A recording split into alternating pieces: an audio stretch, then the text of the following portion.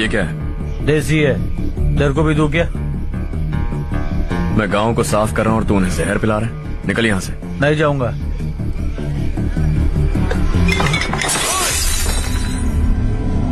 ये शशि भाई का ठेका है। इधर आ। मैंने पूछा ये क्या है, किसका है नहीं पूछा। जिंदा रहना है कि नहीं तुझे? मैं सवाल पूछ रहा हूँ तो जवाब देना। नशा करना मना है। चल। हे, शशि भाई के आदमियों से पंगा लिया तूने, अब तू नहीं बचेगा।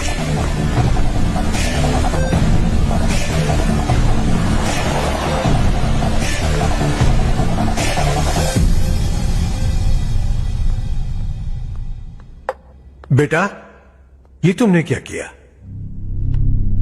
वो शशि के आदमियों से झगड़ा मोल लिया? वो लोग सड़क पर गंदा काम कर रहे थे तो मैंने उन्हें समझाने की कोशिश की। वो लोग समझने वालों में से नहीं है बेटा। 25 साल पहले रवि नाम का एक लड़का था, वो भी तुम्हारी तरह नेक ही था। उसने अपने आदमियों से पंगा लिया भाई, उसको छोड़ना नहीं। वो पागलों की तरह अपने पैसे गांव पर बर्बाद कर रहा है और तूने कहा था कि वो जो भी करेगा उससे हमें फायदा होगा। खैर छोड़। वो डंबल दे मुझे।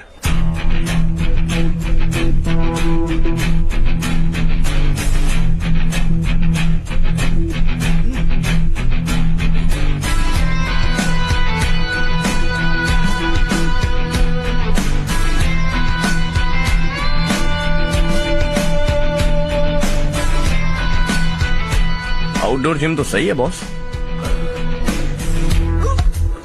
यार एक सेल्फी लेते हैं।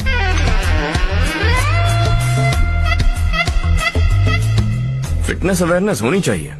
कल तूने मेरे आदमियों से झगड़ा किया ना? जानता है ना ये मेरे आदमी है। इन्होंने आपका नाम बताया? तुम्हारा नसीब अच्छा है, रात को बच गए। अगर हाथ में आ जाते तो पता नहीं कितने टुकड़े करता है। तेरा नसीब अच्छा है जो इन लोगों ने आकर मुझे बताया। अगर ये लोग चाहते ना तो वहीं तेरा गेम बजा देते। जरा इन लोगों के डोले शोले तो देख। तुझे मसल के रख देंगे। मैं भी तो वही चाहता हूँ। भाई फोन। हाँ भैया।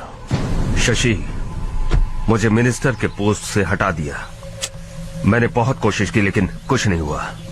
मैं यहाँ से गांव के लिए निकल रहा हूँ। देखते हैं क्या करना है। ओए, हम जल्द मिलेंगे। तुम्हारी तकदीर बनकर सही वक्त पर फोन आ गया। Lucky boys. देखो, कल हम कलेक्टर से मिलने जाएंगे बेटा। स्वाति और के लिए अच्छे अच्छे रिश्ते आ रहे हैं, लेकिन चारू से पहले इसकी शादी नहीं कर सकते हैं ना। रिश्ता ढूंढ लीजिए। ये लो बेटा। नहीं चाहिए। मुझे कोई बात नहीं। रिश्ता ढूंढने के लिए तुमने 2-4 लोगों से कह दिया है ना? हाँ। लेकिन मुझे नहीं लगता कि चारों इस गांव को छोड़कर कहीं और जाएगी। किसी अनजान के घर जाएगी तो उसे मुश्किल होगी। तो किसी पहचान वाले से करवा दीजिए। चारू से रमेश बहुत प्यार करता है और आप इसे अच्छी तरह जानते भी हैं। रमेश राव, जो हर्ष कह रहा है क्या वो सही है? चारू, हाँ? जरा इधर तो आना। आज बातों बातों में मुझे पता चला है कि रमेश राव तुम्हें बहुत पसंद करता है। अच्छी बात यह है कि तुम दोनों एक दूसरे को बचपन से जानते हो। अब तो ये काम धाम ही करने लगा है। तुम क्या कहती हो बेटा? एक नंबर का गधा है ये। समझ में नहीं आता तुझे? सोचो चिल्लाऊंगी तो तू नौटंकी करेगा, इसीलिए अवॉइड करती थी मैं। लेकिन तुझे बेइज्जत होना पसंद है। आपकी बात दिमाग में घुसने के लिए दिमाग होना चाहिए ना, जो मेरे पास है लेकिन इसके पास नहीं है। मैं इसे अंदर ले जाकर अच्छे से समझाता हूँ। आप जाकर सो जाइए। आइंदा अगर तू मेरे सामने आया या मेरे बारे में बात भी की, तेरी टांगे तोड़कर तेरे हाथ में रख दूंगी, समझे? तुम्हारा कॉन्फिडेंस देखकर मुझे लगा कि चारू भी तुम्हें पसंद करती है। सॉरी रमेश। तेरे साथ यही होना चाहिए था। चल अभी।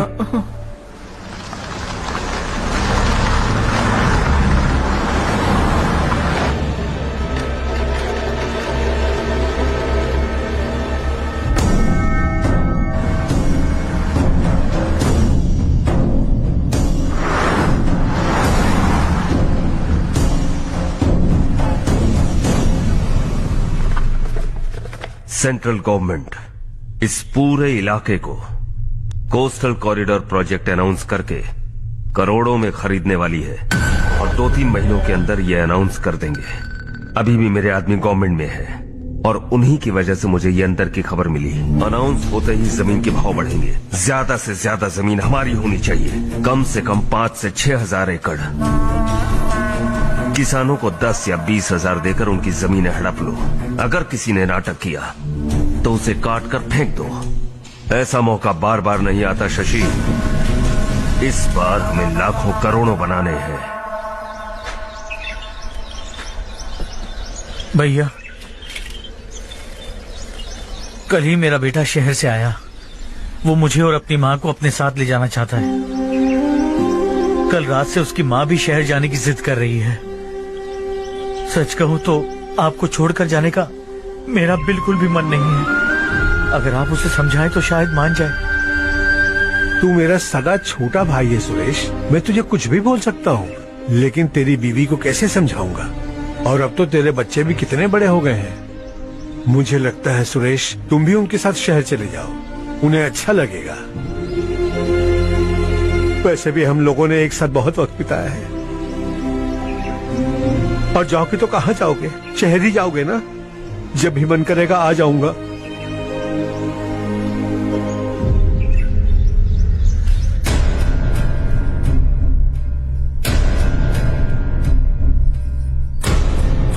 माँ, ये वाले कपड़े भी रख दो।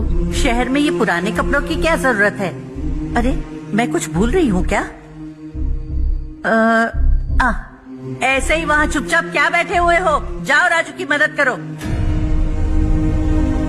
माँ, उन तकियों को क्यों पैक कर रही हो? बेटा, अगर घर पे मेहमान आएगा तो जरूरत पड़ेगी। माँ, वहाँ पर सब कुछ है। सिर्फ कपड़े लेकर चलने के लिए कह रहा है? वहाँ इसके पास सब कुछ है। वहाँ जाने के बाद अगर कुछ यहाँ रह गया तो मैं तुम्हें खबर कर दूंगी, किसी के हाथ भिजवा देना। एक बार और ठीक से सोच लो ज्योति, आखिर हम वहाँ जाकर करेंगे क्या? ये तुम कैसा सवाल पूछ रहे हो? यहाँ रहकर हम क्या करेंगे? मिलकर रहेंगे सब। हाँ?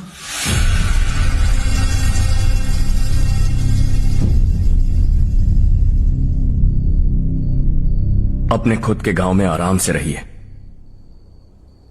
सच कहूं तो शहर जाने की खुशी के अलावा आप भी नहीं जानते आपको क्यों जाना है। इस उम्र में वहां जाकर कुछ नया नहीं देखने मिलेगा। बस चारों तरफ बड़ी बड़ी इमारतें होंगी। यहां से कुछ 4 घंटे ज्यादा बिजली मिलेगी, लेकिन आपको दूसरों की भलाई सोचने वाले 4 नए लोग नहीं मिलेंगे।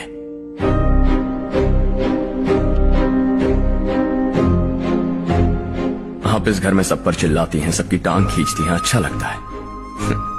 आपकी वजह से घर में रौनक है, लेकिन आपके वहां जाने के बाद ना आपको बोलने में मजा आएगा, ना हम सबको सुनने में। घर से बाहर जाने के लिए बस अपना सूटकेस बांधकर आपको इस घर की दहलीज को लांघना होगा। लेकिन कभी अगर आपका वापस आने का मन किया तो दहलीज दीवार बन जाएगी।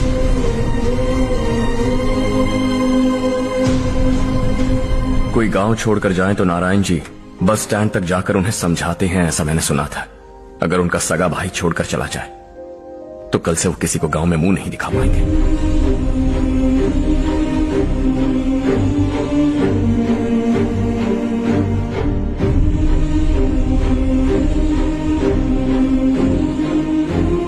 शहर में सेटल होकर माँ बाप की देखभाल करना चाहते हो, इट्स रियली नाइस।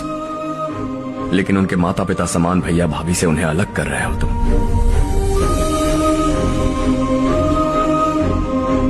अगर ये लोग यही रहे तो हर वीकेंड आकर तुम इन्हें मिल सकते हो। रात को बस पकड़ो तो सुबह तुम यहां पहुंच जाओगे। लेकिन अगर वो तुम्हारे साथ आए तो ये तय है कि तुम साल में एक बार भी अपने गांव नहीं आओगे। दोनों भाई 40 सालों से एक साथ रहते आए, 40 years, that's really something। देखते देखते ये और 40 साल एक साथ रहेंगे। इन्हें जुदा मत करो, दिल टूट जाएगा।